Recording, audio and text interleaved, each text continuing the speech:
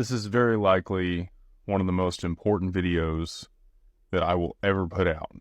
So, with that said, buckle in, get your coffee, and I hope you watch till the end. So what I'm going to talk about today is what I call the domino theory. And it's going to be a little bit of macroeconomics, it's going to be systemic risk, and it's going to be a sequence of events that could cause pretty significant change in the financial system and how blockchain, smart contracts, regulation, and a shift in global economic power takes place. So the main components of this, I'm going to talk about each domino and their implications in the change in the pattern that would have to play out. And again, this is a theory, but I think it's likely, otherwise I wouldn't be putting the video out.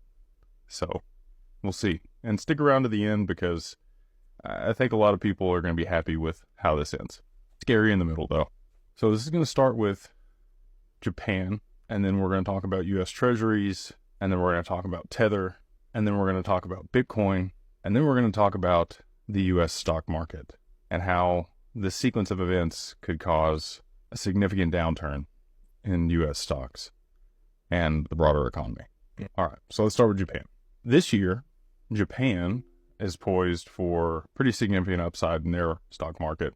The Nikkei is almost back to its all-time high.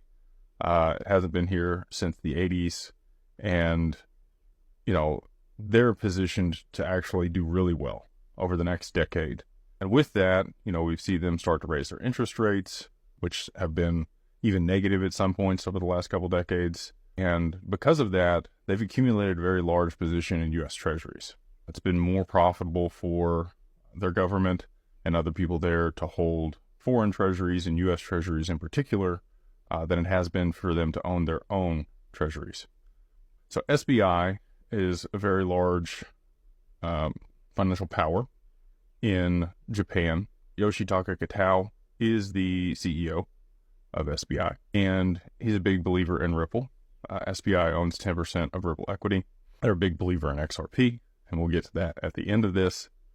They are also very progressive there in Japan, and they're working to issue a CBDC this year. They are likely going to be the first G7 nation to issue a CBDC. They're in the pilot phase of their launch of that, and the other G7 nations are still a bit behind.